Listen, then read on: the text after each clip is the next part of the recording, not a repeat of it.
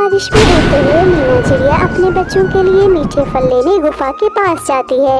गुफा के पास मीठे फल का एक बहुत बड़ा पेड़ था, लेकिन उस गुफा में एक चील रहती थी जो उड़ तो नहीं सकती थी, लेकिन जो भी पक्षी पेड़ से मीठे फल खाने आता वो उन्हें पकड़कर अपना शिकार बना लेती। कालू जी, मेरा तो आज मीठा फल खाने का बहुत मन कर रहा है। गौरी, तुम जानती तो हो मीठे फल का पेड़ गुफा के बाहर है और गुफा में कितनी जालिम चील रहती है। अब तुम खुद ही सोच लो, मीठा फल खाते खाते अपनी जान गंवा बैठोगी। कालू जी, मेरा नाम गौरी कवि है, ऐसे कैसे अपनी जान से हाथ गंवा बैठूंगी मैं तो उस चील से डील करूंगी, डील। गौरी, मैं कुछ समझा नहीं, भला तुम उस जालिम चील से डील कैसे करोगी? वो चील कितनी ताकतवर है और तुमसे कितनी बड़ी भी। कालू के बच्चे, तुम्हारी समझ से ये सब कुछ बाहर है, तुम मेरी तरह चतुर नहीं हो। मैं जा रही हूँ चील के पास डील करने के लिए। ऐसा कहते हुए गौरी कवि गुफा की तरफ चली जाती है। जालिम चील अपनी गुफा में भूखी प्यासी बैठी हुई थी। वो गुफा के बाहर किसी पक्षी का इंतजार कर रही थी कि कब कोई पक्षी आए और वो उसका शिकार करके उसको खा जाए। अरे वाह गौरी कवि, तुम यहाँ? मैंने तो सुना था कि तुम बहुत चतुर गौरी कवि हो, लेकिन देखो तुम तो मेरा शिकार बनने के लिए खुद ही गुफा के बाहर आ गई। हाँ बड़े चील, तुमने बिल्कुल सही सुना, मैं वाकई बहुत चतुर कवि हूँ, इसीलिए तो मैं तुमसे आज एक डील करने के लिए आई हूँ। तुम मुझसे डील करोगी? मैं अभी तुम्हें पकड़कर अपना शिकार बनाकर खा जाऊंगी, और देखो तुम मुझसे डील करने के सपने देख रही हो। बड़ी चील, डील में भी तो तुम्हारा ही फायदा है, और तो तुम सकती नहीं, यहाँ आए शिकार पर ही तुम्हें गुजारा करना पड़ता है। मेरे पास डील ये है कि मैं तुम्हें खाने के लिए मांस ला कर दूंगी और तुम मुझे इस पेड़ से मीठे मीठे फल खाने के लिए दे देना करना। बताओ अब इसमें किसका फायदा हुआ? ज्यादा फायदा तो तुम्हारा ही है ना?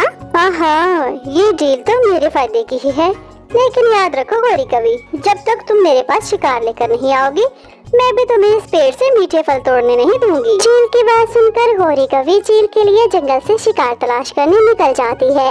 दूर बैठे हुए उसे एक टुनटुनी चिड़िया दिखाई देती है। क्या बात है टुनटुनी चिड़िया, तुम काफी उदास दिखाई दे रही हो। कवि बहन, मेरी बेटी की तबीयत ठीक नहीं, उसे 2 दिन से बुखार है और ये खाने के लिए मीठा फल मांग रही है।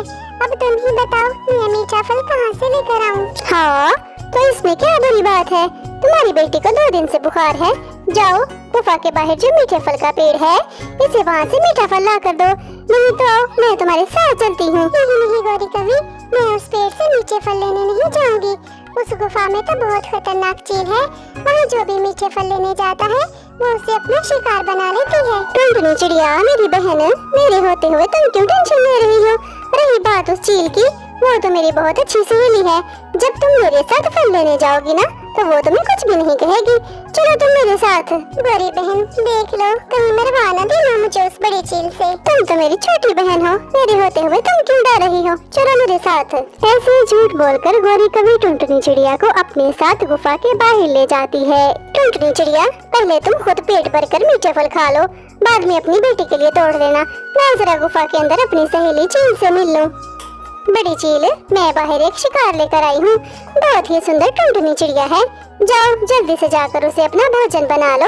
अच्छा गौरी कवि, पहले मैं अपना शिकार खा लूं, फिर तुम पेट भरकर मीठे फल खा लेना। दूसरी तरफ बेचारी टुनटुनी चिड़िया जैसे ही मीठे फल खाने लगती है तो वो बड़ी चील गुफा से बाहर आकर उस पर हमला कर देती है और वो उसे खा जाती है। उस टुनटुनी चिड़िया का मांस तो सच में बहुत लजीज था। जाओ अब तुम पेट भरकर मीठे फल खाओ और कल मेरे लिए फिर कोई बढ़िया सा शिकार ढूंढ कर लाना। फिर गौरी कवि उस पेड़ से बहुत सारे मीठे फल खाती है। अब हर दिन गौरी कवि को यही काम था, वो हर समय किसी न किसी को बेवकूफ बनाने में ही लगी रहती। वो किसी न किसी पक्षी को अपनी बातों में लगाकर उस गुफा के बाहर ले जाती और उसे उस बड़ी चील का शिकार बना देती। एक दिन गौरी कवि की नजर एक बूढ़ी चिड़िया पर पड़ती है जो अपने घोंसले के पास बहुत उदास होकर बैठी हुई थी। गौरी कवि उड़ते हुए उस चिड़िया के पास पहुंच जाती है। बूढ़ी माँ जी, क्या हुआ, आप इतनी उदास क्यों हैं? अरे बेटी, मेरा घोंसला खराब हो गया है, मैं बूढ़ी चिड़िया हूँ, मेरे पंखों में इतनी जान नहीं कि मैं अपना घोंसला ठीक कर सकूं। माँ जी आप परेशान ना हो, मैं आपका घोंसला भी ठीक कर देती हूँ, आप मेरी माँ की जगह हैं। ऐसा कहते हुए गौरी कवि उस बूढ़ी माँ जी के घोंसले को जल्दी जल्दी मरम्मत कर देती है, जिसे देख वो बूढ़ी चिड़िया बहुत खुश होती है। अरे वाह, मैंने तो सुना था कौवे बहुत बुरे होते हैं, लेकिन बिटिया तुम तो बहुत अच्छी कवि हो, तुमने मेरा घोंसला मरम्मत कर दिया। हाँ माँ जी, मैं बहुत अच्छी कवि हूँ। चलिए आई अब मेरे साथ, मैं आपको मीठे फल खिला कर लाती हूँ। अरे बेटी, आजकल किसी पर एतबार करने का कोई जमाना तो नहीं, लेकिन तुम मुझे बहुत अच्छी कवि लग रही हो, इसलिए मैं तुम्हारे साथ चली जाती हूँ। इस तरह धोखे से गौरी कवि उस बूढ़ी चिड़िया को अपने साथ गुफा की तरफ ले जाती है। आज भी मैं एक चिड़िया लेकर आई हूँ, जाओ जल्दी से जाकर उसे अपना भोजन बनाओ, फिर मुझे भी मीठे फल खाने हैं। हाय मैं मर गई। चील, चील मुझे मत खाओ। गौरी कवि, तुमने ये मेरे साथ क्या किया? सुन बूढ़ी, तुझे खाकर मैं अपना पेट भरूंगी। नहीं, प्लीज मुझे मत मारो। निकल ले बुढ़िया, निकल ले। आंखों से तुझे दिखता नहीं, मुंह में तेरे दांत नहीं, और तुझे और जिंदगी जीने की पड़ी है।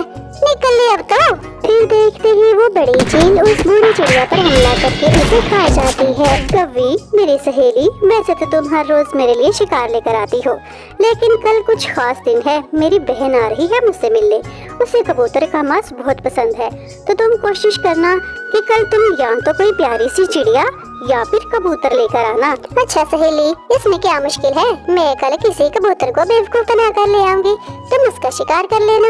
हो गया निहान मोजा मोजा। मेरे वैसे कितने मजे लगे हुए हैं, रोज मुझे खाने के लिए मीठा फल मिलता है। हाय, वो मुझे लगता है रानू चिड़िया आ रही है मेरी तरफ, या वो गंदी आंखों वाला कबूतर। देखती हूँ कौन है। अब इनमें से किसी एक को बेवकूफ बनाकर चील के पास ले जाना होगा। ऐसा कहते हुए गौरी कवि बंटी कबूतर के पास चली जाती है। हाय, रोज मीठे फल, रोज मीठे फल, मैं तो मीठे फल खा खा कर तंग आ गई हूँ। गौरी, हमें तो खाने के लिए जंगल से सूखा दाना भी नहीं मिलता, तुम्हें मीठे फल कहाँ से मिल जाते हैं? बंटी कबूतर है मेरे सुंदर भाई, तुम्हें तो पता है ना गुफा के पास कितना बड़ा मीठे फल का पेड़ है। वो मेरी दोस्त चील का पेड़ है, तो वो रोज मुझे खाने के लिए बहुत सारे मीठे फल देती है।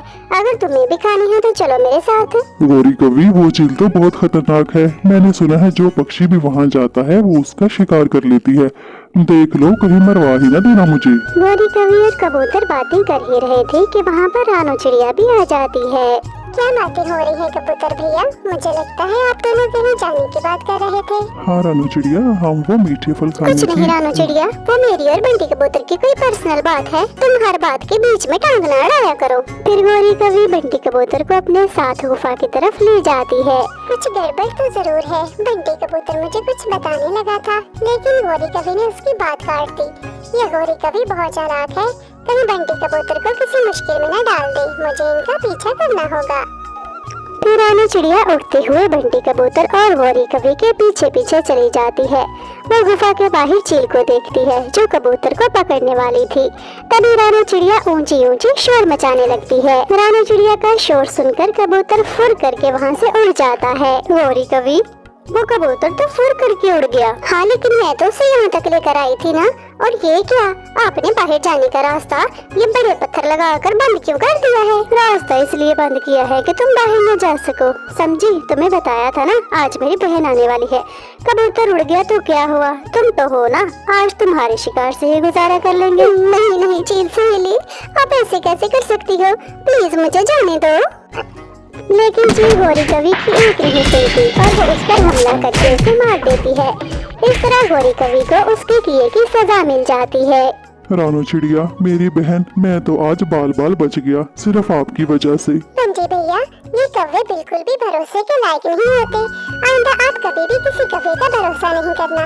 ये हम जैसे मासूम पक्षियों को हमेशा किसी न किसी मुश्किल में ही डालते हैं। गौरी कवि को उसके किए की सजा मिल गई है। जो खड्डा वो दूसरों के लिए खोदती थी, आज आखिरकार उसमें गिरकर वो खुद ही अपनी जान से हाथ धो बैठी है। जंगल में कई दिनों के बाद तेज धूप निकली थी। धूप का मजा लेने सभी पक्षी पहाड़ों की तरफ जा रहे थे। जग्गू जग्गू, देखो ये कैसा पौधा है, मैंने तो ऐसा पौधा पहले कभी नहीं देखा। मुझे तो लगता है ये कोई जहरीला पौधा है। हाँ कुकू, मुझे भी इस पौधे के बारे में कोई जानकारी नहीं है, लेकिन ऐसा भी तो हो सकता है ये पौधा जहरीला ना हो, बल्कि इस पौधे से हमें कुछ भोजन मिल सकता हो। हाँ, मुझे भी नहीं पता, तुम्हें भी नहीं पता, तो ऐसे करते हैं, जाकर अपनी अपनी मामा को इस पौधे के बारे में बताते हैं। ऐसा कहते हुए जग्गू और कोकू अपनी अपनी मामा के पास चले जाते हैं, जो दाना ढूंढने में लगी हुई थी। मामा मामा, हमने कुछ नया ढूंढा है, ऐसा पौधा हमने पहले तो कभी नहीं देखा, आप हमारे साथ आए। हाँ माँ, कोकू ठीक कह रहा है, मैंने भी वो पौधा पहली बार देखा है, लेकिन मुझे लग रहा है वो पौधा हमें खाने के लिए भोजन दे सकता है। रानो, चलो चलकर देखें तो सही, क्या आखिर बच्चों ने क्या ढूंढ लिया है। हो सकता है सच में वो पौधा हमें खाने के लिए कुछ भोजन दे दे, वैसे भी हमें कहीं से कोई दाना नहीं मिल रहा। हाँ मामा जी, आप जल्दी से आए, हम जाकर वो पौधा देखते हैं। जल्दी से सब उस पौधे के पास जमा हो जाते हैं। रानू चिड़िया देखते ही पौधे को पहचान जाती है। अरे अरे, ये तो एक आलू का पौधा है।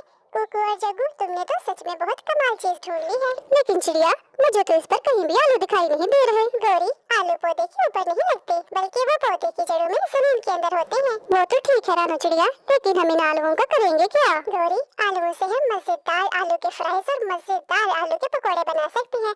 सर्दी के मौसम में फ्राइज और गर्मा गर्म पकौड़े खाने का बहुत मजा आता है। ये फिर तो बहुत मजा आएगा। मैं खाऊंगा आलू के फ्राइज और मैं खाऊंगा आलू के पकौड़े, वो भी पालक वाले क्रिस्पी क्रिस्पी। हाँ बच्चों, ठीक है, लेकिन उससे पहले देखें तो सही, इस पौधे के नीचे कोई आलू है भी कि नहीं।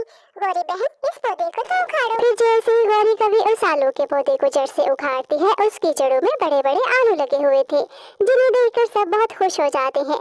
सब पक्षी वो आलू लेकर अपने घर की ओर चले जाते हैं। गौरी बहन, मेरे पास फ्राइज और पकौड़े तलने के लिए कढ़ाई तो है, लेकिन मेरे घर पर घी नहीं है। रानो, घी तो मेरे पास भी नहीं है, लेकिन मेरी माँ के पास बहुत सारा घी है, मैं अपनी माँ से जाकर घी ले आती हूँ। हाँ ठीक है गौरी, तुम जल्दी से घी ले आओ, और तुम्हारे वापस आने तक हम ये आलू धोकर काट लेते हैं, और फिर जल्दी जल्दी से फ्राइज और पकौड़े बना लेंगे। तेज उड़ते हुए गौरी कभी अपनी माँ से घी लेने चली जाती है। माँ, मुझे किसी बर्तन में थोड़ा सा घी दे दे, मुझे घी चाहिए। घी से क्या बना रही हो गौरी बेटी? माँ, आज हम पहाड़ों की तरफ धूप सेकने गए थे, वहाँ पर कुकू और जग्गू ने आलू का एक पौधा ढूंढ लिया। जब मैंने उसे उखाड़ा तो उसके नीचे ढेर सारे आलू लगे हुए थे। बस उन्हीं आलू से फ्राइज और पकोड़े वगैरह बना रही हैं। मैं आपको भी थोड़े फ्राइज और पकोड़े दे जाऊंगी।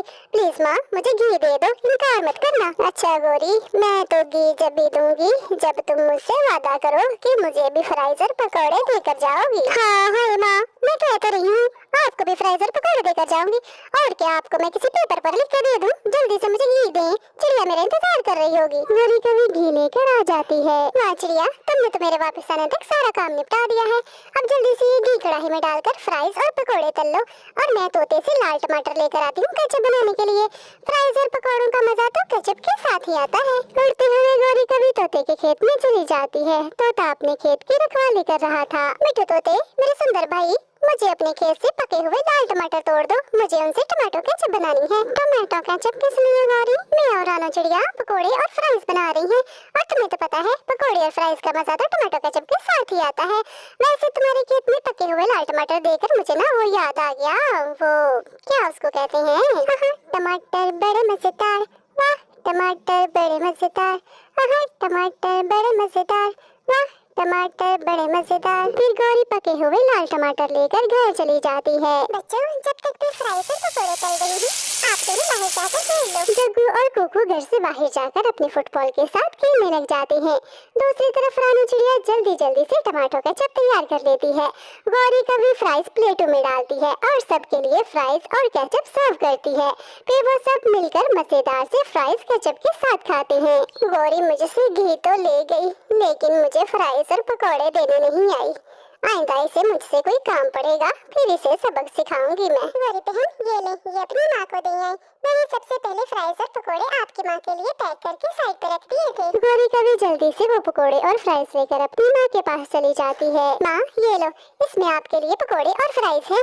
चिड़िया ने सबसे पहले पकोड़े और फ्राइज आपके लिए पैक किए थे, फिर हम सबने खाए थे।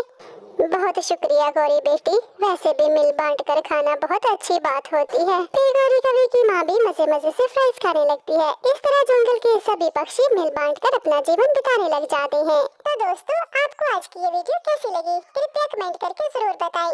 आपके कमेंट और लाइक हमारे हौसले को बढ़ाते हैं। दोस्तों, इस वीडियो को लाइक करें, अपने दोस्तों के साथ शेयर करें, और चैनल को सब्सक्राइब करना तो बिल्कुल भी नहीं भूलना। मिलते हैं अगली वीडियो में, तब तक के लिए बाय बाय।